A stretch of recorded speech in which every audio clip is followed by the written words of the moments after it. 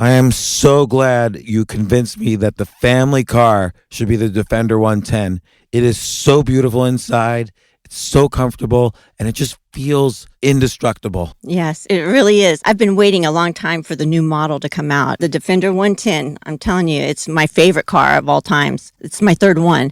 You know, I have stories of going off-road. The guy managed the group. He was like, what are you doing in this beautiful car? I'm like, I'm going off-road. He's like, are you sure? Because you can use one of ours. And then they look like Mad Max cars. I'm like, no, we're going to do this. And he was shocked. Wow.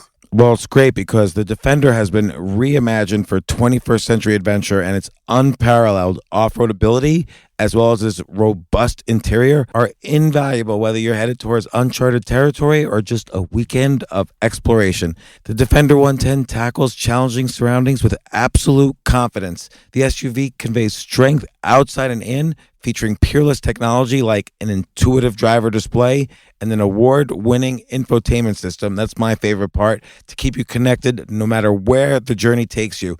Adventure is unique to everyone, and so is the Defender. Choose from the two-door Defender 90, the four-door Defender 110, or the larger Defender 130 with the ability to seat up to 8 passengers. You'll find uncompromising performance in all three. So pack up and go even further with the Defender 110. Learn more at LandRoverUSA.com/Defender. This isn't your average business podcast, and he's not your average host. This is the James Altucher Show on the Choose Yourself Network. Today on the James Altucher Show. With my jokes, I like, of course, laughter, but I also like thought. I like, oh, interesting. I like, never heard that before. I like, he has something. I like all of that inside the laughter. Just getting laughter is nothing. The best 1 hour comedy specials are not 1 hour of comedy. They're 40 minutes of comedy and 15 minutes of, okay, now that I have your attention, I have to say this. I have to deliver this message while I have this platform. So what's the difference between stand-up and humor? I think humor is the whoopee cushion. That's humor. It tickled your funny bone. Stand-up is public speaking. Stand-up is news reporting. Stand-up is thought-provoking. Stand-up is heartfelt. Stand-up is reflection. But it's not just news reporting. There's a perspective, too. It's the human spirit. It's speaking on the human spirit. It's speaking on the times and where we are as people. And it's really much more than humor.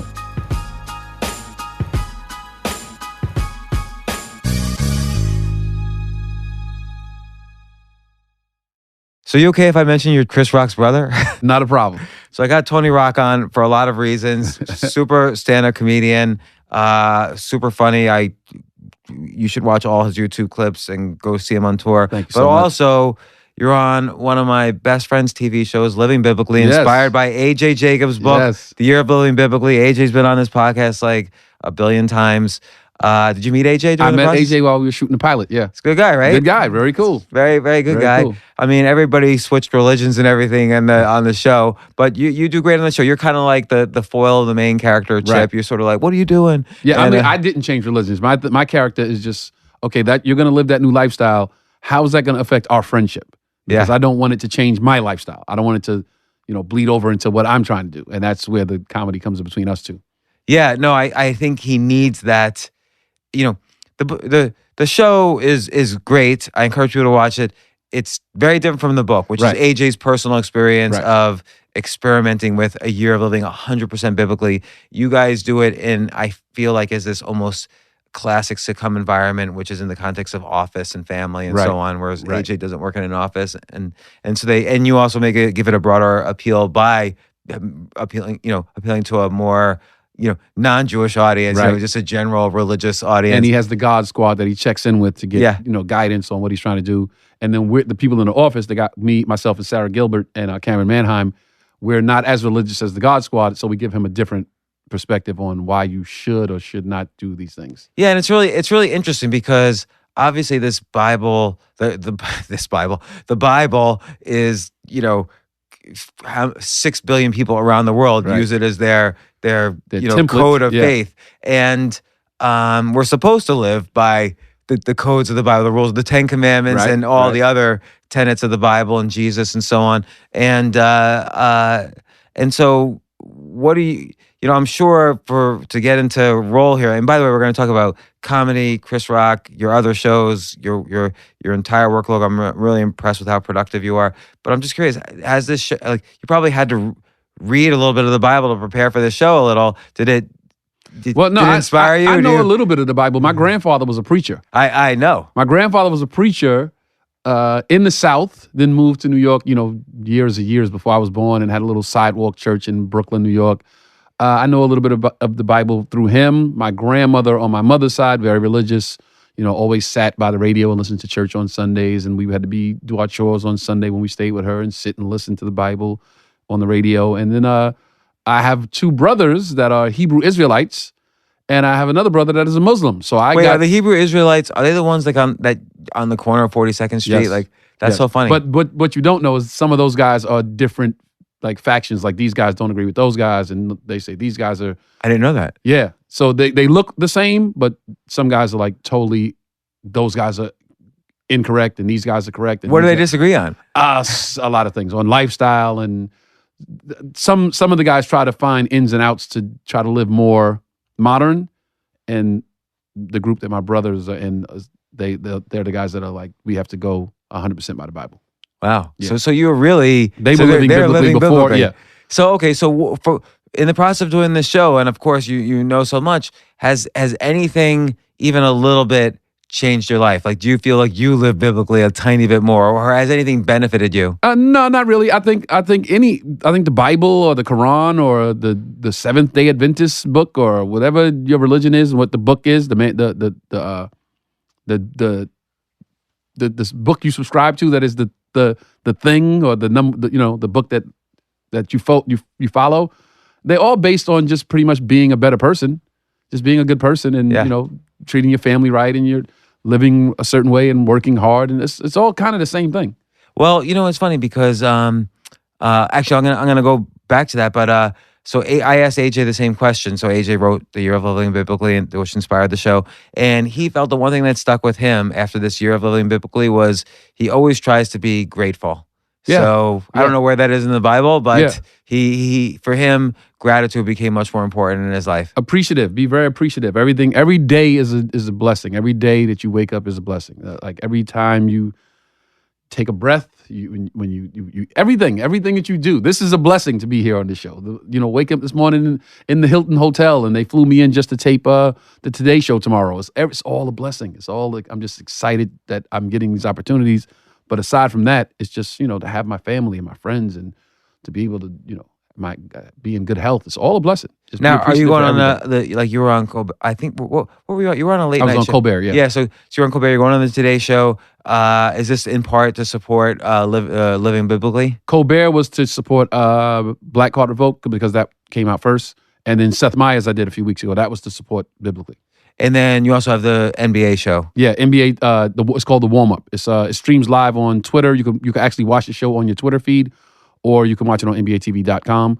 It's called The Warm Up because it's the warm up before Inside the NBA. I don't know if you're familiar with Inside the NBA. No. Yeah. It's, Even though I've had like Shaquille every O'Neal is? NBA. Yeah, I know Shaquille Shaquille O'Neal, Ernie Johnson, Kenny Smith. You know Kenny Smith, New York ball player. Charles Barkley. You know Charles Barkley? Yeah. Okay, those four have a show that they do before the game starts called Inside the NBA. Our show is the warm-up to their show. So you're like inside the NBA. Yeah, we're in the same studio. Like, we're literally in this room shooting, they're in the next room over shooting their show. But they start when we end. Okay. Yeah. So how do we're gonna hit many different angles, but I'm just curious for my own purposes. How do you? That's pretty productive. Like, what's your day like? Like, you have to stay on top of everything. A normal day for me, a normal day, wake up. Let's say it's a day that you're shooting your shows also, or a period where you're shooting your TV shows. Okay, so Monday would be we go into the studio and there's table read for biblically. So we read the script. We literally go in, we read the script so that the writers can hear it. We read the script, they take notes, what changes they want to make. We're released for the day, so we're done. I would go home, read the paper, watch the news, try to write some jokes because I'm done around noon. So from noon till 7, I'm free. Go to the gym, probably go shoot some hoop. get together with some of my comic friends in LA. We try to, pass ideas around, see what we pan for gold. We try to see if it's a nugget. Like, so I'll tell you a bit I'm working on, and you might have an idea, and now we got a nugget. Now we have something to work with. And then we just try to build off of that little nugget. We try to make it this big piece that's going to change the world. So collaborative in the sense that, let's say you're working with 3 or 4 comedians and you throw out a bit, they're going to try to make that bit as good as possible that you can use. But it has to, yes and no. So it has to be in my voice. So you can't just give me something like, hey, you should say this. If it doesn't fit for me, I won't do it. So what's the last thing I was, women say that women know within the first 5 minutes of meeting a man if she's going to have sex with them. And I say, ladies, is that true? And sometimes they'll say yes or no. I'm like, of course it's not true. They know within the first 5 minutes if he's doable, but then they have to expand upon that to see if he's really going to get, the payoff. They have to see where you live. They have to see what you drive. They have to see who your friends are, because all of that stuff says who you are. So I tell that to my comic friends, and now we just bounce that around. Like, okay, what do they need to see? So the crowd work has given you some information. Oh, yeah. That's why I do crowd work. I do crowd work to get material out the room. Right. So when I'm asking, like, who's married, who's dating, what do you guys, first date, second date? I'm going to take that all later on and process and all of that. And later on, when I get back to the notepad, it's all written down and turned into a material. But then when you're with your group, what do they do? So it would be, okay, that's the premise. Yeah. And then it's, you might have a story. Like, I met a girl one time and she went over her house and I noticed this. And I might say, hey, I noticed the girl did that too. So now that, if it's the consensus, now we have something. Because if 2 girls did it, then 10 girls did it. And 1,000 girls did it. So now I can say it on stage knowing confidently that it will resonate with the women in the room. So like one thing, for instance, women love to get dressed up. But you know what women love more than getting dressed up? Taking their clothes off. Not in a sexual sense. They just like to go to work dressed up and come home. The first thing a girl does when she walks in, kicks her shoes off because they're uncomfortable. She might take her jacket off because it was too small. She had a smaller size. They just want to get comfortable and wear sweatpants and socks and look bummy in the house because they want to be as comfortable as they can. So when you invite a girl over to your house and you say, make yourself comfortable, that speaks volumes because she really wants to get out of all this stuff that she wore to impress you. Right. And they say the same thing. Probably they're not impressing me. Women will say the same thing, but they'll say it in a different sense. They'll say, do you mind if I take my shoes off? That's the same thing as make yourself comfortable. They just have to say it differently. And we're both trying to get to the same thing, just to get the girl as comfortable as she possibly can be. Because once she's as comfortable as she can be, she'll talk more, she'll express more, she'll be more expressive. And once she's comfortable with you, then many things can happen. So in these aspects of it, you might have gotten from the group of comedian friends you're hanging out with. Right. So, but let me ask this. So what you just told me was a funny premise and then a really kind of good concept idea to work around because both men and women are going to relate to this. Right. So now when do you punch it up? When does it become a joke? Then I'll take that piece right there and go on stage because now I need to hear it in the room. Sometimes I'll tell a joke on stage. I'll write a joke and go to the comedy club that night and tell it just because I need to hear it in this setting because this is where it lives. In my house, I might think, yeah, this is really funny. But if it doesn't live in a comedy club, then it doesn't work. So I'll write it. Okay, let's go try this out. Go to the club. Hey, women like to do this. And then once I hear the women cackling and a couple of girls like, oh, that's true. And so even if you're just straight saying it off of a napkin. When you're on stage, 9 times out of 10, the audience, they're guinea pigs. It's not for you. It's for later on. It's for when I'm on stage and it matters. It's for when I'm in front of the cameras, when I'm on the big show. But I appreciate you guys coming out to watch me work through this. But it's not for you. It's just, I need you guys to help me get it to where it needs to be. So then you start to get an idea of what parts are there cackling, what not. Parts hit harder, and then you structure it so there's a nice ebb and flow to it. So but my jokes, I like to say something, of course, laughter, but I also like thought. I like, oh, interesting. I like, never heard that before. I like, he has something. I like all of that inside the laughter. Just getting laughter is nothing. That's not even okay. That's not a payoff to just get a laugh. So watching you do stand up, I would say my own analysis might not mean anything. You have the concept, which is usually like a funny premise, and there'll be a little bit of laughter. Right. But then you'll act it out in various ways. You'll kind of like hit it from different angles, acting it out. Like Barack Obama, you'll have like the girlfriends he dated that he would Yeah. said he was going to be Yeah. president. He's not going to be president. And then marijuana, like now Right. you're president. Right. And like, so you'll act it out like in different ways, hitting different Yeah. angles of the thought of like, who's this like 20-year-old, guy saying he's going to be president. Right, because that's a realistic aspect of it. If you're a black guy living in the south side of Chicago and you tell your friends, I want to go into politics, I think I could be president one day. In the hood, in the south side of Chicago, That would be funny. You're gonna pass these actual people, these girls that are like, you out of your mind, you can't be no president, because they're living in what they see in front of them. Right. To be president, to be successful and be from the inner city, your vision has to be beyond what you see in front of you. Because that's why a lot of people get stuck in the hood, because they can't see past where they are.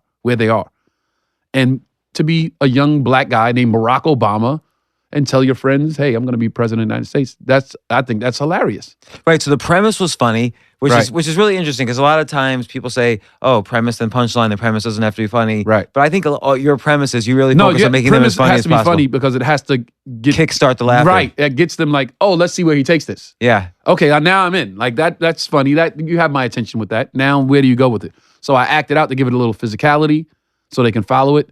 But there's also then I put the payoff in that he actually became president, and now there's these girls that are like, wow, he did it. Like, I can't believe he did that. And they got his boys from back in the hood like, wow, he actually, and they're still smoking weed on the corner. Like, he did it. I can't believe it. So it's the progression of the joke in how it follows the progression of Barack Obama. And I think the act out, like you just doing it right then, like how Right. you did it in a minor way just then, Right. but like you taking on the girl's persona, you taking on the the guy's persona, and you exaggerating it a little Right. bit and dancing with it. Like, It's Richard Pryor. Richard Pryor taught me that. Richard Pryor can make this. Richard Pryor can stand on stage, one person on stage, and can make it look like it's 10 people on stage. Because he populates. He turns into the mother. He turns into the grandmother. He turns into the son. He turns into the preacher. He turns into the wino. He turns into the cop. So it's like, oh, this is a story. It's a play. It's a one-man play. So Richard Pryor taught everybody that. Everybody that does it, Richard Pryor taught us that. that's interesting. And you've said Richard Pryor was basically your favorite inspiration. He's the king. And then Patrice O'Neill, Elephant in the Room. Patrice O'Neill, Elephant in the Room. Yes, Patrice O'Neill. Great special. Patrice O'Neill was the Miles Davis. He was the jazz. He's jazz comedy. Patrice O'Neill would go on stage and he would do this weird thing where he would stand off in the corner of the stage where everybody else would stand right in dead center in front of the mic. He would take the mic out the mic stand and stand in the corner and lean on the wall. And it was just a weird abstract way to watch it. Like, why does he choose the corner? This big guy who's going to pretty much stand out wherever he is would lean on the wall in the corner, like left side of the stage, all the way over literally before stepping off the stage, and do his set from there. And it would just bring people into his set. I would just watch the room, how they're so locked in because he was just off a little bit. Do you think he did that to bring people in? Like the way I think people, so, yeah. the way people might talk low in a dinner, so everyone has to lean forward. Yeah. So Like my brother does pacing. He does the fast pacing. yeah. And I asked him about it, and it was because it'll keep the eyes on you. If you pace, they're watching. It's like they can't turn away because you're moving so fast. They know if they turn away, they don't know where you're going to be at when they look back. So you pace to keep the eyes on you. That's so interesting. I did not think of that. Yeah. I always thought that your brother's Chris Rock. I always thought that his style was a lot based on what he saw in your grandfather as a preacher. That was Yeah, just it's a my little guess. bit of that, yeah. Because I pace too, but I have questions of everybody. Patrice was always why you do that. It was to draw them where I am. My brother is to keep the eyes on you. Richard Pryor was character. So now you just, okay, who's he gonna be? When he was over there, he was the cop. When he was over here, he was. So now they just watching. They got to stay locked in because they don't know who he's gonna be next. Tracy Morgan does that a lot. Tracy Morgan can really turn the stage into 20 people.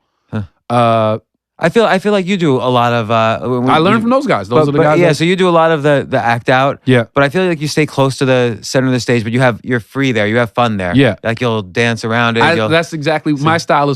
I tell people all the time when they try to get a definition of my style, I just say it's a evening with Tony Rock. It's a conversation with Tony Rock because I really want to just have fun in the room. It's almost like it takes me back to high school, riding the train or public school on the bus when I would just hold court on the school bus or hold court on the J train coming home. I would literally just stand there and everybody was just, okay, what's Tony going to talk about today? So yeah, because I get that sense you're talking more to the audience, and you're talking at their pace. You're not like talking too fast or too slow, and you're And I just don't talk down to them. I don't make it seem like I have any information that you don't have. right. You're just having fun with them. Yeah. Like you're noticing interesting things and Right. having fun with them. Whereas I feel like your brother is really. And this is a good thing. He's really like super high concept. Like he's gonna test and test and test to come up with like the most high concept things he can do, and then he does his style, but he's not necessarily like interacting with the audience at Yeah. so Yeah. But his stuff's so high concept, like you remember afterwards. You'll remember the jokes. Of course, he's super funny. Like you've even once said he's one of the best comedians ever. But you're really gonna remember these high concepts. Yeah. He makes you think a lot and laugh a lot. What'd you think of and we don't have to talk the whole time about Chris Rock, but it's just a little interesting. What do you think in his last special? I thought he was like honest in this very interesting way. Yeah. That's not like the normal vulnerability of comedians where it's like, oh, I don't like my kids and this and he was like was very specific, like I cheated with like XYZ women, and it's like a different kind of vulnerability and honesty, which almost like turned the audience off, but he has enough likability to bring them back in. What did you think of that special? You don't do this. You don't do the special, or you don't even do stand up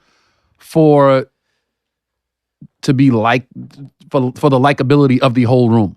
Nobody's gonna get the whole room. Nobody ever any special, any comedy set you ever saw, there was never 100% of the room that was. Oh, we all loved it. The greatest, Live on the Sunset Strip, Richard Pryor. I'm sure people left like, it wasn't that good, because you're not gonna get everybody. You get the people that are on your frequency, and they're gonna love it. They're gonna be so in tune to it. I love the special because it was. I've seen them all. I was there when they all started, when they were all just 5-minute sets to 20-minute sets to the hour special that people got to see. I was there. I love this one because it was the growth. It was the first one was dating and just trying to get a girl to go out with you, and being a single guy and having money. And this one was family man, father, divorcee, sitting in the room with the lawyers, and my life has come full spectrum from Bedford-Stuyvesant, Brooklyn, to sitting in this room debating on millions of dollars with my wife I'm going to divorce, and the life that he carved out from where we started to where he is now. I just saw the growth in it. I saw it was a grown man special. It was 444, the comedy special. 444 is Jay-Z's album. I'm pretty sure you. I didn't know. Yeah, that. I forgot who I was talking to for a second. I know a lot, but I didn't know that. It was a special for grown people. So it's interesting because I look at that special and also Dave Chappelle's recent special, and there were times when it's almost like they both turned off their comedy voice to really have this like heart-to-heart with the audience before bringing it back to comedy. Those are the best specials. The best specials are the best comedy specials. The best 1 hour comedy specials are not 1 hour of comedy. They're 40 minutes of comedy and 15 minutes of, okay, now that I have your attention, I have to say this. I have to deliver this message while I have this platform. I would not be using this platform, I wouldn't be doing this platform justice if I didn't give you something in this hour. So nobody's an hour special that's all just, you walk away like, it was funny. I just laughed the whole time. No, what did he say? What stuck out with you? What resonated with you? What are you going to be in your car driving home thinking, that was really deep what he said about, I always wonder that because, like, if you just want to laugh, there's plenty of YouTube videos with cats. Yeah, go look at the orange that talks and, So what's the difference between stand-up and humor? I think that's what it is. I think humor could be, the whoopee pad, the whoopee cushion. That's humor. It tickled your funny bone. Your funny bone reacted to this thing. Somebody falling on ice. Okay. Stand-up is public speaking. Stand-up is news reporting. Stand-up is thought-provoking. Stand-up is heartfelt. Stand-up is reflection.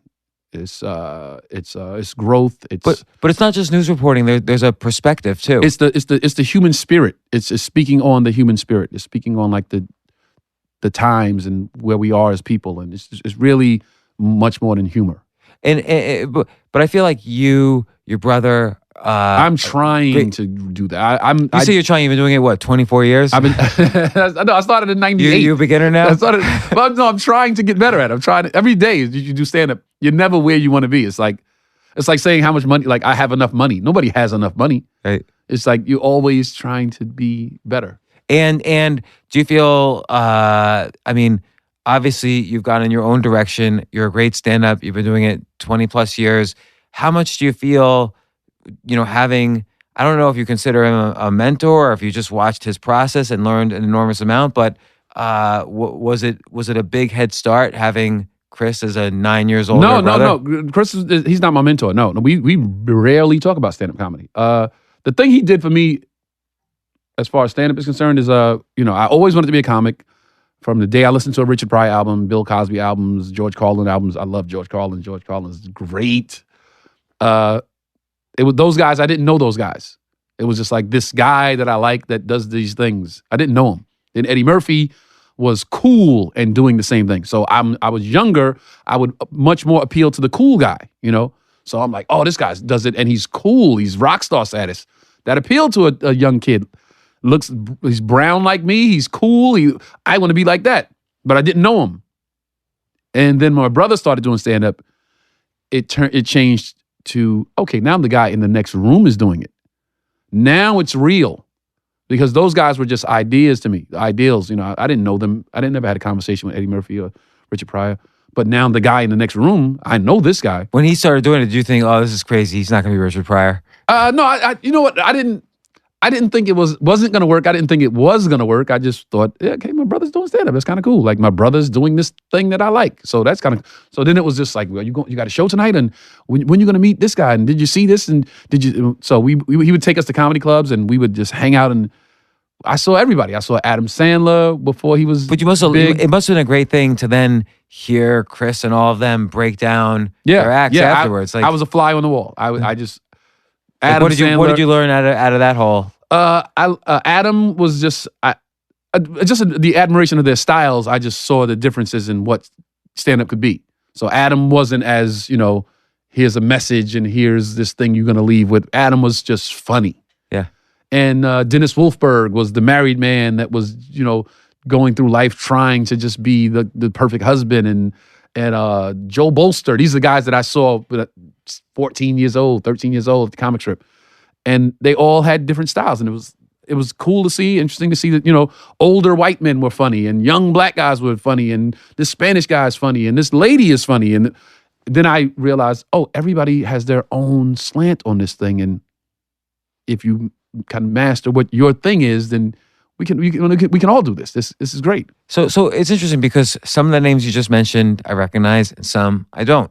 And probably the ones I recognize might not even be the best stand-ups, but the ones that were in movies and other media. So what? Well, the best stand-up is all, that depends on who you ask. Yeah, I'm sure everybody's got a different list. But what do you think? So to define success in that context, in this world that you grew up in. Success in stand-up? Yeah, because it depends on what. Like some people want to be movie stars. Some guys do stand-up because they want to be movie stars. Some guys do stand-up because they want to write for TV shows. Some guys do stand-up just because they love it. Some guys living in LA half the year, I see a difference in New York and LA. Like a lot more comics in New York do stand-up because they love the art form. They love stand-up comedy. Like you said, humor and stand-up. New York, I see way more stand-up. LA, I see way more humor. Why is that? Is that because LA is where TV and movies. So they're kind of almost like performing for. Yeah, they're like, I want to do this because I think it's an end to do that. And once I get to do that, I'll never do this again. Whereas New York is, we do stand-up and we'll do stand-up forever. Yes, these other things are nice. If I get those things, cool. But I'll always do stand-up. My brother still does stand-up. My brother still goes to the Comedy Cellar. He still pops in at the comic strip and does sets. I don't see a lot of guys in LA that, with my brother's success, that still come to the clubs and, just come in on a Friday night and do a set. They don't show up. I mean, I guess like Joe Rogan hits the Comedy Store or Las Vegas or I don't know about other comedians out there. Yeah, I haven't seen Ben Stiller walk in and do a set in some time.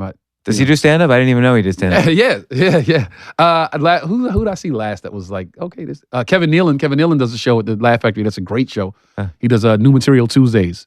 So you're supposed to come in and do 10 minutes of brand new material that you just wrote. I love his show. It's the best show there. But a lot of guys go in and just do a 10-minute set of stuff they've always done. So you say like on a typical day, like let's say you go home, you're free from like noon to 7, you might write some jokes. What's the writing process like for you? It's everything. I might see something in the paper and okay, I could do something with that, or something might happen on the news. Okay, I could do something with that. Like what? And again, is there a perspective like it's just something that speaks to me, just something that pops out like, does it make you angry? No, and then you write about that? Not necessarily angry. It's like it might be something that's actually funny. Like I saw a guy when I'm on the road a lot. I'll try to get a joke that's in that town to open the show with because I know everybody saw it. Right. So I was in Baltimore one night and one weekend, and there was a guy that robbed a gas station and stole all the scratch-off tickets and got away. And about 3 hours later, a guy walks in with a scratch-off ticket that was a winner. It was the same guy. And I'm like, okay, I have to open the show with this joke. I have to start. Okay, so that's a funny premise. Yeah. Where's the joke? So the joke was, because it was, okay, so it was a black guy. So I said, can I curse here on the show? Yeah. So I was like, look, what a nigga. Like, why would this nigga do this? And then I thought, people are so up in arms over the N-word, but I said, this is the perfect example of why you're never going to get rid of the word nigga, because there's always going to be niggas. This guy is a nigga. This guy robbed the gas station, left, and came back with a ticket and wanted his money. I'm like, the only way to describe this guy is look at this nigga. So then the joke was, they're never going to get rid of the word nigga because there's always going to be niggas. And then I have to go both sides with a joke. I try to go, black and white, men and women, whatever the case may be. In this case, it was you're never going to get rid of the word bitch either because there's always going to be a girl that's going to push a man to the point where he goes, bitch, are you crazy?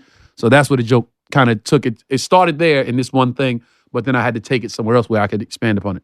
So, and then you were in Baltimore, you saw that news story, and then boom, that was the like opening of the show. Out. The show started with, Baltimore, and Baltimore's a very urban, city. So I started out with, what's up, Baltimore? Okay, listen, we're gonna try to get through this show. I don't want no problems with y'all. I know Baltimore's crazy. I talk about The Wire and all the stuff with the cops going on, and I go, but some of y'all just, you guys are living up to this. Today I checked in the hotel. I watched the news and I saw the guy stole the scratch-off tickets and came back an hour later and wanted his money. What type of nigga? And the whole room just explodes because they all saw it. Yeah. And I'm the guy that's, right on it. I'm on it as soon as it happens. So that's like, it's just a win. I'm sure initially, I mean, maybe not. You were booked probably in the very beginning, like, oh, this is Chris Rock's brother. Let's put him up on the stage. Oh, may I tell that story? May I tell that story? Yeah. That's a great story.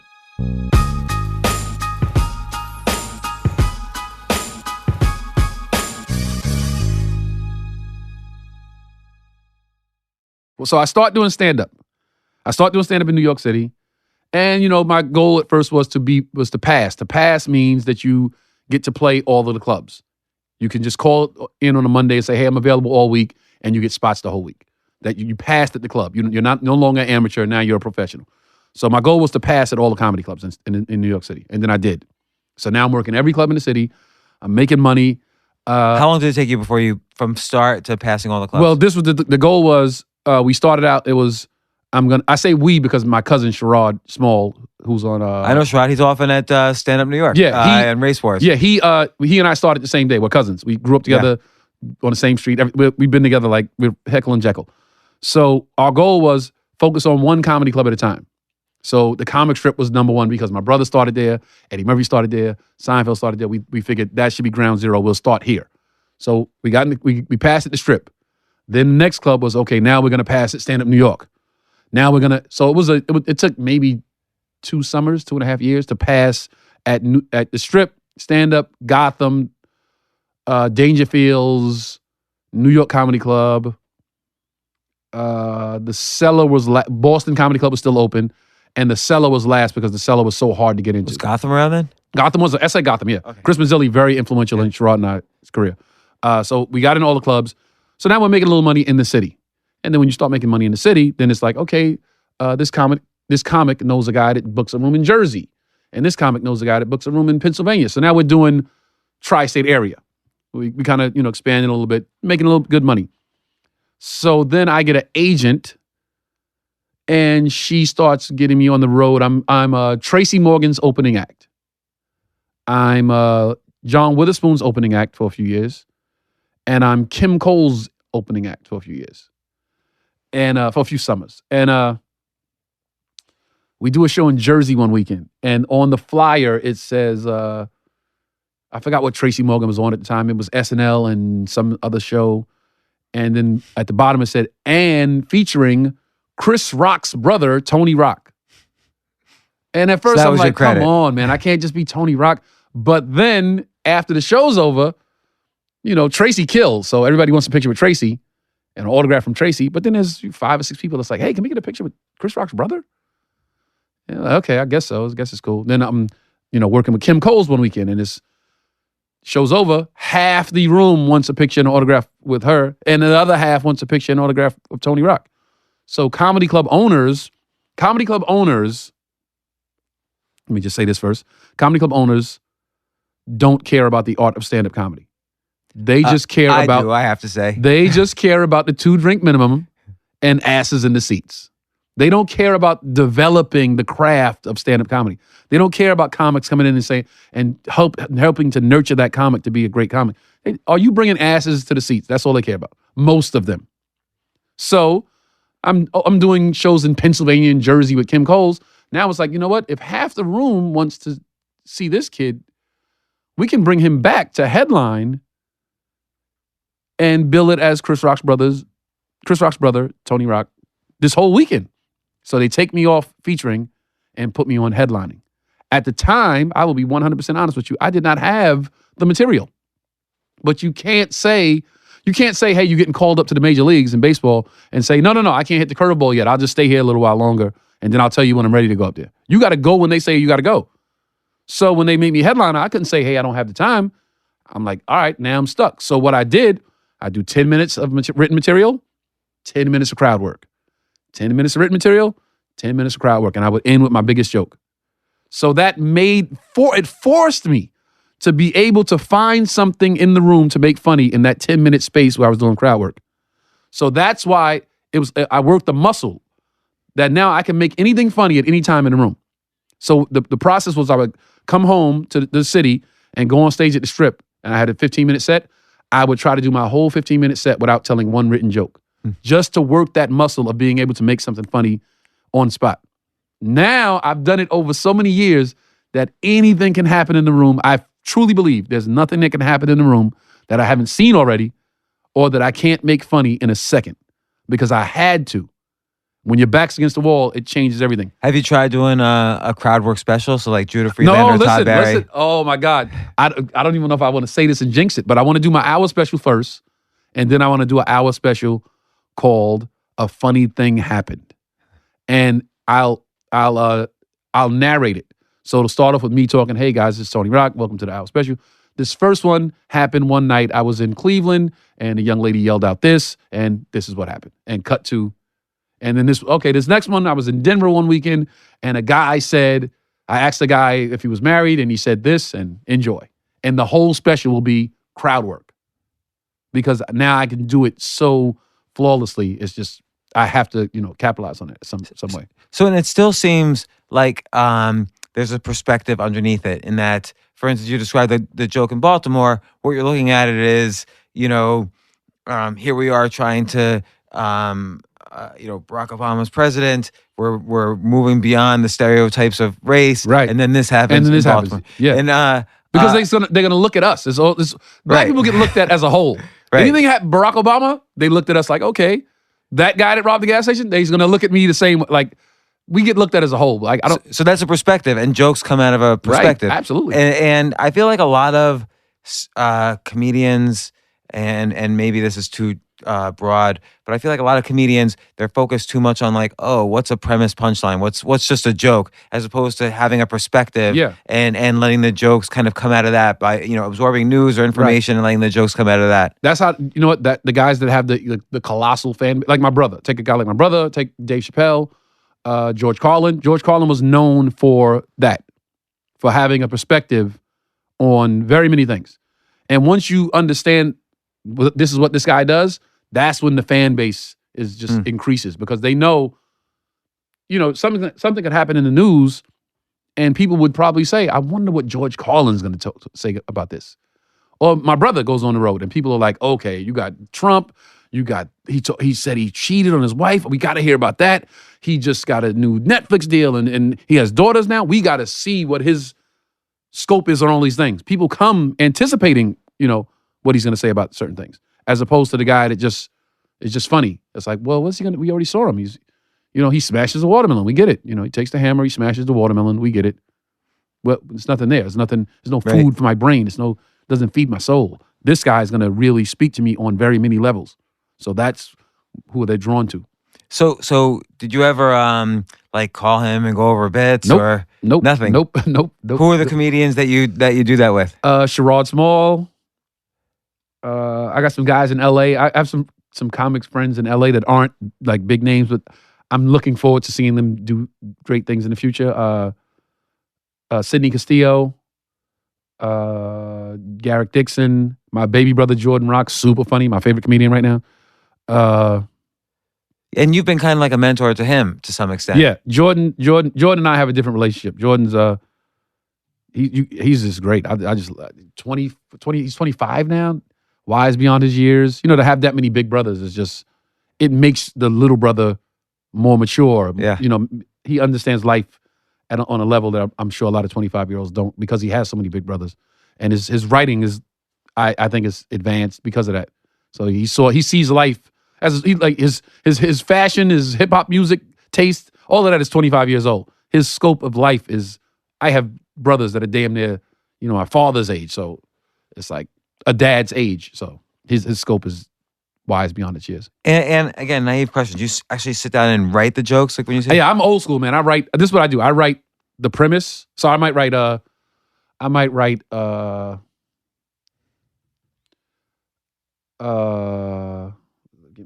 trying to think of something I wrote lately. I might write gentrification. And then I'll put the bullet points, 3 or 4 or 5 bullet points, and then I'll go on stage and I know how to get into the joke and I know what the bullet points are. So I'll just find my way from one to the next.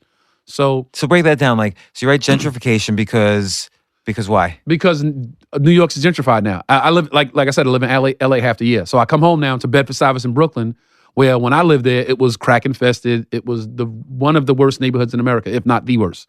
And that was gentrified. So that's kind of funny. So there's white people literally jogging and walking down the street with yoga mats and drinking, boba tea on the street corner where I know a guy that got shot. Or I know this used to be a crack house and now it's a wine bar. So that's kind of funny in a weird way because I grew up there. So now the gentrification of New York is that in Bed-Stuy, there's still hood guys there, but now there's this element. So guys are jogging past dice games. The girls are going to do yoga, and these guys are outside selling weed. So it's like two worlds colliding. So and then these might be the and then the bullet points are like the guys are it's the white guy that's jogging down the street, and they stop at the corner, and it's just funny to me when I see the guys jogging. They stop at the red light and they jog in motion. They stay what do you call it, jogging in place. Yeah. And they're checking their pulse but next to them in the hood is a guy shooting dice. Like, what the fuck is wrong with this dude, man? Yeah. This guy's fucking. It's like two worlds are literally living in one space, and I just think that's funny. So and then what do you mean by how to get into the joke? What does that mean? Yeah, like to transition from one bullet point to the next. There's no say this to get to this. I just know, okay, I'll get enough out of that one bullet point, and then I'll just go to the next one. Like I'll just transition I'll find a way to transition. There's no set word or set language to get to the next one. So you might see the joke one time and I said this to get from bullet point A to B, and then next time I said something else to get from bullet point A to B. I just need to get to it. And then once I get it perfected, which no joke has ever really done, but when I get it to where I'm comfortable with it, then that's when you'll see, oh, he said the same thing to get to A to B to C to D, because I got it all locked in my head. And now then let's say you do 10 minutes of that, and then you're going to do 10 minutes of crowd work. Let's just say hypothetically, what are you looking for? No, now that was when I started. Now I can do a whole hour with no crowd work. But you could I love to do crowd work. So like, what do you look for in crowd work? Relationships is the biggest button, because everybody in the room is going through some They're at some different point in a relationship. Some people are first dates. Some people are third dates. Some people are, we've been dating for a month. Some people are, we're 2 years in. Some people are, we're 10 years in. Some people are, we got divorced. I've had people like, I've had couples in the room, oh, we're divorced, but we still hang out. Now, I have to address that. I have to go, so hold up. So you guys couldn't make it as a couple, but you're still cool enough to hang out with each other. I have to talk about that in the room because the room wants to hear this. Right. Now the room is, please, let them talk about it. I want to know what's going on here. You guys still having sex? You guys hang out? You live near each other? What's going on? So I got to get all the information. And whatever they give me, I'm going to run with it. I'm going to make a joke up right there on the spot. So relationships is the thing where you encompass the majority of the room. Not 9 times out of 10, a comedy club is couples, or is guy and girl, or 2 guys, 2 girls, or whatever. But it's always, men and women can both enjoy that. And I was going to ask. I had another. 1 second. I'm gonna collect my thoughts here. Okay. So I've been doing stand up or attempting to for the past, let's say I'm in my 2nd year. You love it. I love it. You love it. It's the greatest. I've been doing it up to my my most would be 5-6 times in a week, but on average, let's say 3-4 times in a week. And and I love it so much. At 2 years in? At 2 years That's in. not Yeah. bad. That's not and bad. I go up with a good crowd. I'll do like the Thursday 8 p.m. show at Stand Up New York, for instance. And there'll be a good lineup. And you are co-owner of Stand Up New York? Yeah, I was a co-owner of Stand Up New York, but I had already been doing it like maybe 7-8 months before I offered. I'll know to call my spots in next time I come back. Yeah, exactly. And then, but I was doing already about 7-8 months. And I figure I'll take my business expertise and also throw it in there. Right. And I guess a little bit of it was okay. Now I'm definitely going up on stage a lot too. Okay. So there was a little bit of an element of that. Right. But what advice would you give someone like me? And one thing I try to do, I've been public speaking or being a Stand-up humorist. is public speaking. Stand-up is public speaking. I know it. It took me a long time to realize that, to be honest. At first, I thought, okay, I got to start from zero and just tell the raunchiest jokes. No, and the whatever. best public speakers are guys that when you watch them, they're kind of funny. Well, all the time in my public speaking, I have been funny, and so finally, Yeah. a couple of people said to me, "Take your experience from public speaking." And That's a bit right there. You've already put 10,000 hours into public speaking. Now just move it into stand up. Okay, tell me the bit. You know that was that's a there. bit. Like no, I used to be a public. How long were you a public speaker?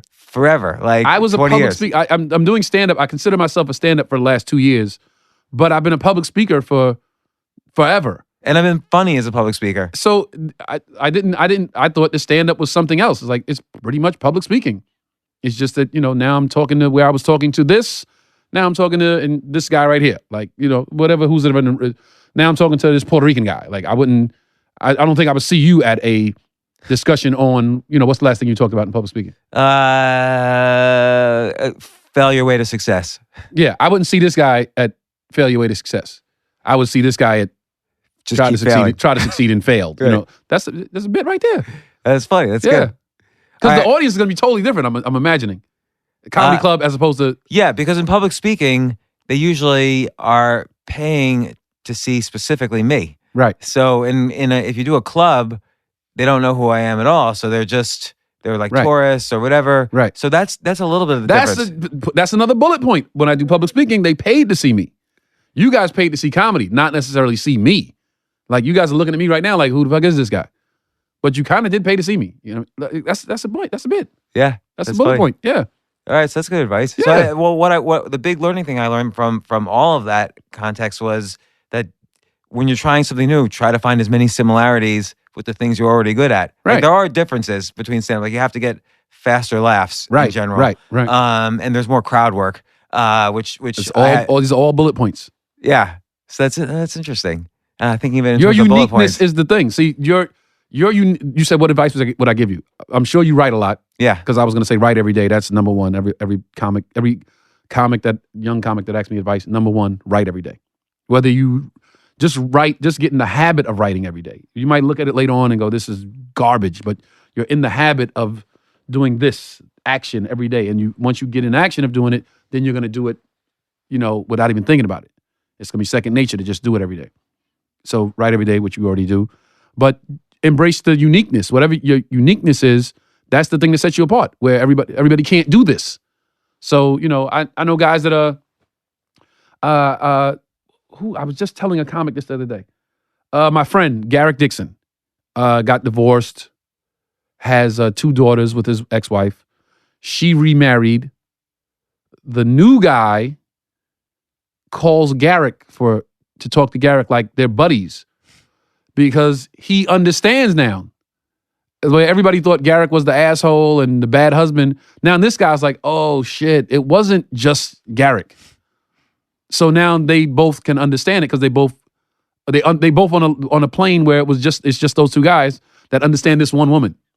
So I'm like, dude, that's so unique. You have to talk about that on stage. It's unique and it's also broad because it's relationship based. Right. And so his bit was how he goes to pick his daughters up, and where the daughters would be in the window waiting for him to show up and get there. Like if he said, I'll be there at 3, at 2:45, they're in the window waiting for daddy to drive up.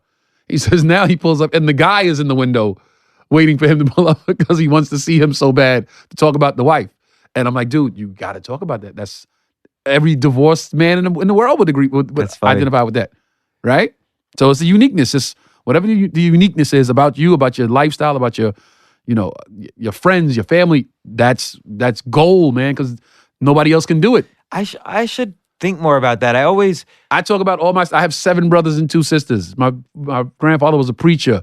My dad was this. My mom did this. That's gold because the next guy can't do it. So you got 10 siblings. You got 9 siblings too. You got a preacher grandfather too. You can't do it. That's unique. Yeah, like here's one interesting thing I did for 2.5 years that I've never once spoken about on stage, but everybody always asks me about it off stage, which is I lived in nothing but Airbnbs for 2.5 years. How could you not talk about that on stage? I know. Now I'm thinking I'm like an idiot for not talking about that. Wait, did you talk about giving away all your worldly possessions? Yeah. You got it. No, I never talked about that on stage. Why not? I don't know. I feel people can't relate to that. I feel people can't relate to that. My publicist sent me a link to your stuff like before the shows. Like, you want to do this podcast? It's big. And it's a big podcast. I'll do it. And she's like, no, but it's really interesting. And she sent me a link. And I was like, wait, this guy got rid of all his worldly possessions? Like, okay. That's, threw everything out. I was like, I hope he brings that up. Why do you not talk about that? I don't know. I've never even thought about talking about that before. You thought the room wouldn't understand that? They wouldn't follow that? Yeah. So you're judging your audience. But it's so funny because the other day I was trying, now I've stopped that Airbnb period. Right. So I was trying to rent an apartment the other day and the owner of the apartment, the landlord, didn't really understand. He wanted a 1-year security deposit. He was so weirded out by this Airbnb stuff. Right. But really, so then he wanted to meet me. He flew in from Mexico to meet me. Wow. And I really think he just wanted to ask me, what was it like to live in Airbnbs for 2 years? Like he just wanted to do it himself. Right. So I think that was the whole thing. The whole premise of getting me agitated about, paying so much up front was so that he could come in and meet me. And there's just so much, everybody wants to know about this. So why not talk about it? Yeah, you're right. I have never talked about it. You just said everybody wants to know about it. Yeah. I'm sure a room full of people would be like, this guy lived in Airbnbs for. Yeah, people are smart. People get it.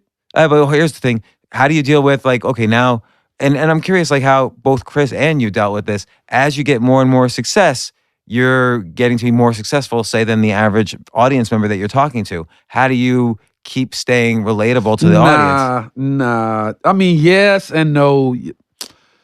Yeah, we get more and more successful, but I'll speak for myself. Like, the more success I get, I'm still the guy from Bedford-Stuyvesant, Brooklyn that didn't have anything growing up. So I think there's a level of honesty and a level of, I don't want to say real because that sounds so rapper cliche-ish, but there's a realness in when I'm talking to the room, I'm talking for us. I'm not talking down to you. I'm talking to you like, hey, guy, I'm from there too. But I think that's a hard skill to keep, and a skill or viewpoint, because, for instance, on this podcast, I've interviewed a lot of billionaires. Right. So depending on how long they've been a billionaire, they sometimes lose touch. Well, you know what? I'll cross that bridge when I get to it. I'm not a billionaire. But let's take your brother. He's not a billionaire, but he's been super famous. Yeah. Since his first movie, say, or since his first big specials in early '90s. Yeah. How do you think he stays relatable? Because he does. How do you think he stays relatable? No, one aspect of it is all of the siblings. Like, I have a brother that drives trucks. I have a brother that drives a bus. So it's like, he's still my brother. I still got to talk to this guy and call him over for cookouts and, hey, you free? Let's go get something to eat. So I'm going to be still have a tie to the working man at all times. My father drove a truck for the New York Daily News. My mother was a school teacher. I will never forget that my father drove a truck and my mother was a school teacher. That's where it started. So yes, they want their children to do better than them, of course. But at the end of the day, I'm still from Bedford-Stuyvesant, Brooklyn. I remember, my friends getting shot. I remember being on the school bus telling jokes, hoping to be in this position. And I talk to people. I think people identify with us as those guys are from where we're from, and they're doing good. But they still see the relatable. They still relate to us. We're still relatable to the working man. I think. That's a good question. Now, how do we do that? I just think it's a realness to us. I think it's a. We're not talking like. But never would I say on stage like, now I have so much money that I can't. And even when I say I have money on stage, it's joking. Like I say, I have a joke about I want to have a child, and it's like, hey man, I got all this money and no kids to spend it on. And that joke right there that little line gets women like, ooh, you can spend it on me, and then I can have fun with it. But I never make airs about being successful. I never talk about I did this show and now I got this new show, and I don't know how to be pretentious. I've been broke longer than I've been broke longer than I've had money. So I still relate to that portion of my life more so than this new portion. There's this one Louis C.K. special. Maybe it's all great. They're all great. Yeah, they're all great. And maybe it was the second to last or third to last. At one point he says, and it's all scripted, even though he interrupts himself. He says, I was flying first class, and then he says, oh, because I upgraded, I had some point. Screw it. Everything I do is better than you do. It's only going to last a year and then it's over. Don't worry about it. But I felt like that's how he was addressing his right. That but there's a realness in that. Like, okay, it's going to last a year. Like, okay, I'm hot now. I'm acknowledging that I'm hot right now, and I'm going to take advantage of some of the perks. But when it's over, I'll be back and coach. And then people can laugh at that. People can, you know what? Because they're thinking, well, if I had a few extra dollars, I'd fly first class too. Yeah, and even though he probably knew he was never going to end up, quote unquote, back in coach. Right. But still, people could relate to the fear of it too. Right. Can relate to the fear of the going ascension back. And the going back. You know what I mean? Yeah. So that's a great bit. Yeah. Everything he does so also. It's something in that we never even my brother Andre owns his own trucking company. Does very well. Does very good for himself. We just still kids from Brooklyn. So when we go back to the block, it's even more admiration. Like these guys grew. That people should look at it like this. People should look at it when we go back around the way. When we go back around the way, people should look at it like, hey man, the guys are from right there, and now they're doing all these things. So what's the difference? Like I said earlier, some people in the hood, they get stuck in their vision is where they are instead of where it could be. So we were raised to always be. That's one thing. Our parents were always like, if you could see it, man, you can get it. You can have it. You can be it. You can do it.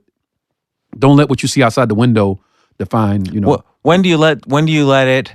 Like, okay, if you can see it, you can do it. What does if you could see it mean? Like, for instance, let's say you wanted to be like obviously you love the NBA, but you probably couldn't have been the center of the Chicago Bulls. Well, that's a size thing. But I can play basketball very well. I wanted to be starting quarterback for the Pittsburgh Steelers. I still haven't given up on that dream. Comedy's going great right now, so I'll just stick with this. But if I get the phone call, it's a dream. It's probably not going to happen. But I saw it. I worked towards it. I played football in Little Pop Warner, and I played football in Park with my friends, and I played in high school. It was like, okay, I can see it. And I always think passions age. So, for instance, okay, maybe you're not playing professional basketball, but you're doing this NBA TV show. Yeah. It's funny? I have a picture on my Instagram. I said, you probably don't have Instagram. But I do. You have Instagram. You gave up everything else except for the gram. Yeah. I give up everything else, but not my Instagram. Oh, you and I are going on Instagram in 20 minutes. Nice. So. Okay, so I have a picture on my Instagram where I'm holding a basketball in my hand. And behind me, there's like how you're on the screen here, there's a picture of me on the screen for the NBA show. And I'm holding the ball up and it says, when I was a kid, I always said, if I don't become a comic, I'm going to be a sportscaster, because my father was always like, pick a job you love. It won't be work to you. It'll be just something you love to do every day. So I'm like, I love sports. I'm going to be a sportscaster if I'm not a comic. And I put on my page, I always said if I wasn't a comic, I'd be a sportscaster. And I'm like, God is so great. I'm both. And I put it on my Instagram and everybody's like, amen, preach. I love it.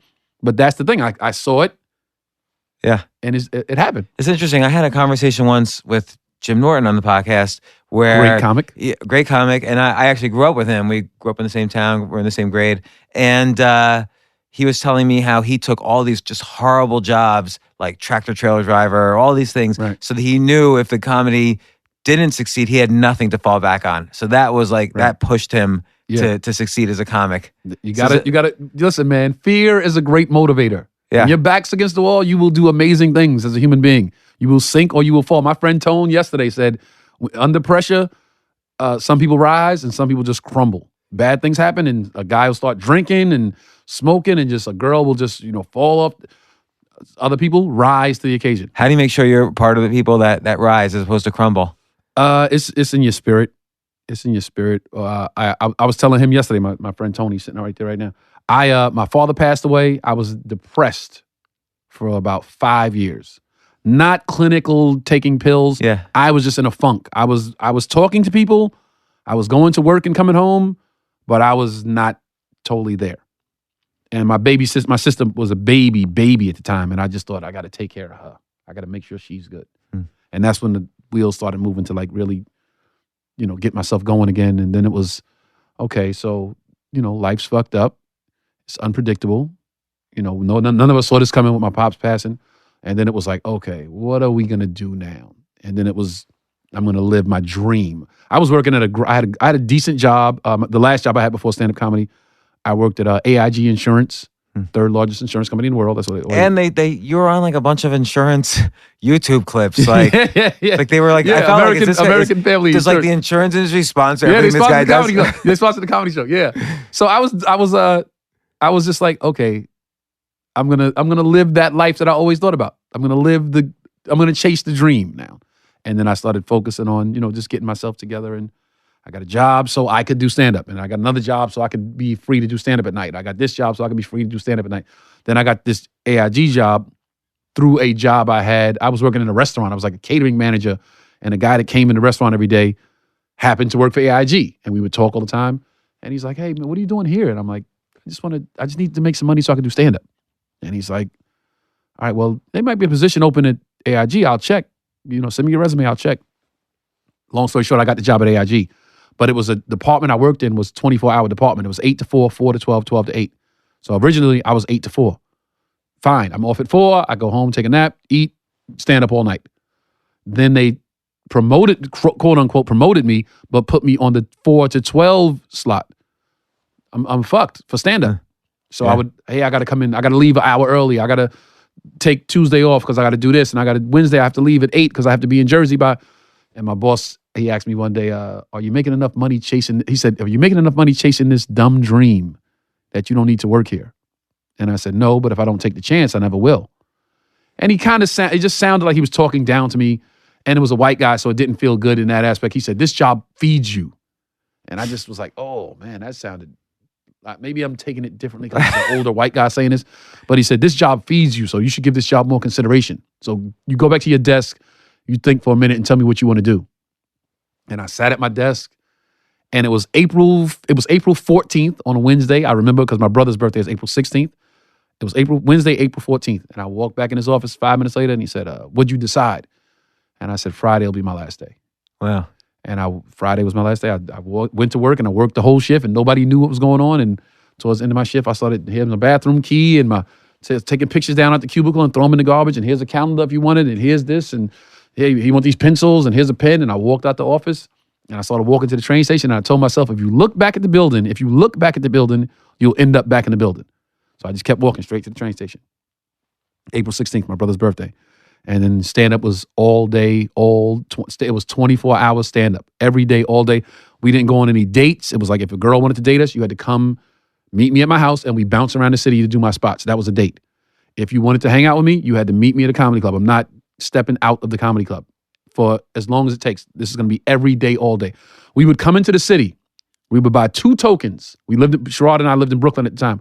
We would buy 2 tokens, come into the city, and we would walk to all our spots. So we would stop at 24th Street, do a spot at Gotham, walk to 61st Street to do a spot at Dangerfields, walk from 61st to 82nd to do a spot at the Strip, get a ride from another comic across town to stand up New York to 79th, do a set, walk back down to like 42nd, come across 42nd, go down to the cellar, do a set at the cellar. The cellar would pay us in 6 chicken wings. Do a spot at 3 o'clock in the morning, 2 o'clock in the morning. They wouldn't give you money. They would give you 6 chicken wings. So we get all the money from Gotham and the Strip and Cellar, and Dangerfields and New York Comedy Club. So we had about $50, $60 into the night. Get the 6 wings. That's dinner. The other token, back to Brooklyn. Every day we did that. Every day. I'm actually also more impressed that with 7 brothers, you remembered the birthday of one of your brothers. Oh, all my brothers, yes. I remember all my brothers' birthdays. So would you go on like 6, 7 times a night, like every day? I would go on stage 5 times a night. And some weekends, we would try to do 10. Because I think Dave Attell has the record for 10 spots on a Saturday or Friday or Saturday. I think it's either Dave Attell or Greg Giraldo, may he rest in peace, has the record for 10 or 11 spots in one night. And we would try to beat that every weekend. We would try to beat it. I think the most we did was probably 8. So we would do the 8 o'clock show at the Strip and the 10 o'clock show. Are you still doing stand-up? I will never stop doing You're doing stand-up. like Radio City March 31st, No, right? I'm doing Madison Square Garden Madison Square March Garden. 31st. Oh, Madison Square Yeah. Garden. I'm sorry. Yeah. Well, Radio City's coming soon. Well, Madison Square Garden is bigger. It's big, yes. So how many does Radio City fit? I don't know. I never did It's play like Radio 3 City. or 4,000. I think Madison Square Garden is 20, 30,000. No. I think we're doing the theater at Madison Square Garden. It's probably 2,500. All right, still. Yeah. I'm on tour with Mike Epps, so it's I'm looking forward to it. Coming home, man. I'm that show. I'm already writing new material for that show. Steve, are we going to that? Did you get tickets for this from his publicist? You got tickets? All right. Good. So listen, you're doing Living Biblically, which I love, and AJ I've been friends with forever. Yes. I'm so happy his book has been made into a show. Johnny Galicki loved the book. He talked about the book every day when we were shooting the pilot. It's such a great book. I think of AJ Jacobs as like a modern Mark Twain. Like he's just such a great humorist, like that everybody could relate to, and he throws instead of just writing some academic text about the Bible, he just threw himself into it, and he lived such a crazy life for that year. And I'm so glad you're now in that is he show. back to living just doing living? I don't want to say normal, but is he not doing that anymore? He's not doing that. No. So he's just a normal guy walking the streets of New York City now. Well, I wouldn't say he's normal, but yes, he's an experimenter. So then the next year was like, okay, I'm going to just every day be, his next book was Drop Dead Healthy. So he's just going to live like what would the healthiest person in the world do every single day. So he's like exercise, and he's not like, he doesn't look like the most fit guy. So he's exercising and eating. And then he did the Know-It-All, where he reads the encyclopedia from A to Z, the Britannica Encyclopedia from A to Z. And then he did My Life as an Experiment, which was just a bunch of articles. And then his latest one, which was great, was Everything is Relative, where he basically shows how everybody in the world is related, and he broke the world record for largest family reunion.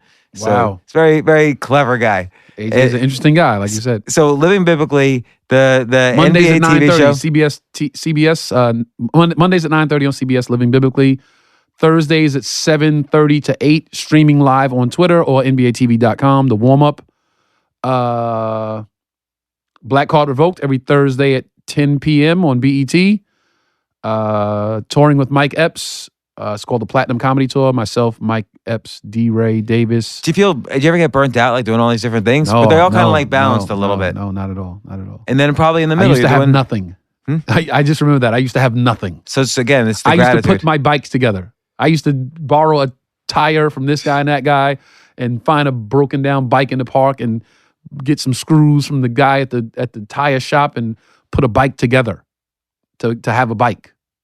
Now this is not This is it. This is good. This is the way I'm supposed to be. And it's just moving forward. Moving forward, onward and upward. Well, Tony Rock, thanks so much for coming on the podcast. Thank you very much for having me. And I really appreciate it. I hope You I hope should come on really again. write some bits down about public speaking. Okay, there's public speaking, there's the Airbnbs. I've made and lost to zero millions of dollars. I've never spoken about this on stage. Wait, lost is like something bad happened. Yeah. So I sold my first company in the 90s, made like 15 million, lost all of it to the point of zero. I lost my house. Lost everything. it on purpose or No, just, I didn't like drop it in the subway or anything, but just lost it. Like I made bad investments, made bad decisions, did everything bad. 15 million? You made bad investments with 15? Twice. So may I ask to, what the to investments zero. were? Like from that point to $0. Wait, may I ask what the investments were? Some of it was real estate. Some of it was just. How could you make a bad real estate investment? That's foolproof. Okay, I bought a block away from the World Trade Center right before 9/11. Oh, okay. And right when and then I bought every internet stock right at the same time when all the internet stocks were falling, and just boom. I didn't know anything about investing at the time. It was like Wow. 18 years ago. Yeah, see, I'm real estate because that's the only. I don't know stocks at all. Stocks it's like Chinese arithmetic to me. I didn't know anything. So I'm like real estate. I understand. I buy a building. I improve it. I sell it for more. I get it. I'll do that. I get it. But stocks, I don't play around. Well, I mixed the two at the worst time in the worst location. Wow. So that was time number one. Then there was time You number bought two. a Then there was time building number three. near the World Trade Center on 9/10. Yeah, basically. Wow. Well, I remember, I'll just tell you this. 1999, I bought it. And I even said to the real estate agent, what if terrorists hit the World Trade Center? What's going to happen to this property? And she said, quite wisely, you can't live your life that way. And Wow. I bought it and lost it. I wonder where she is right now. She moved, I know where she is. She moved about 80 miles north and is a real estate agent there. Wow, you can't live your life that way. So, Wow, well, I'm sorry to hear that. last question. Out of all these things you do, what's always Stand up is first and foremost. Stand up is the reason everything else is possible. Every good thing, not everything, but 90% of all the good things that have happened to me in my career happened because somebody saw me doing stand up. I was on a sitcom a few years ago called All of Us. Yeah, with Will Smith? Will Smith executive produced. The casting director was at the Laugh Factory one night. I was on stage. I got off stage and she said, you know what? Will Smith is producing a TV show. You would be great for this character. I went in and got it. I hosted Apollo Live, the revamping of Showtime at the Apollo. Jamie Foxx was at the Laugh Factory one night, saw me doing stand-up, and gave me the job. No audition. He said, I love the way you handled the room, the way I was doing crowd work, handed me a job. So stand-up, I have associated good things happening with me being on stage all the time. Do you realize every person I've had on here who's gone on to TV, movies, whatever, who start off as stand-up, they always say stand-up. So Paul Reiser, for instance, said stand-up first. Stand-up always first. Because stand-up is what you really started out wanting to do. Then these doors open. And it's more visceral, and you say, too. hey, I'll do this. I'll give acting a shot, or I'll give this a shot. But you really started out loving stand-up. If you didn't start out loving it, then you might say something else. But that's where I came for stand-up. I get to go to these other parties, sure, but I came to this party. Excellent. Well, thanks again, Tony. Thank you so much. Really appreciate you on the Appreciate show. it. Hope Thanks you so come much. on again. Thank you so much. And if you like listening to this, subscribe to the James Altucher Show wherever you listen to podcasts. Thanks.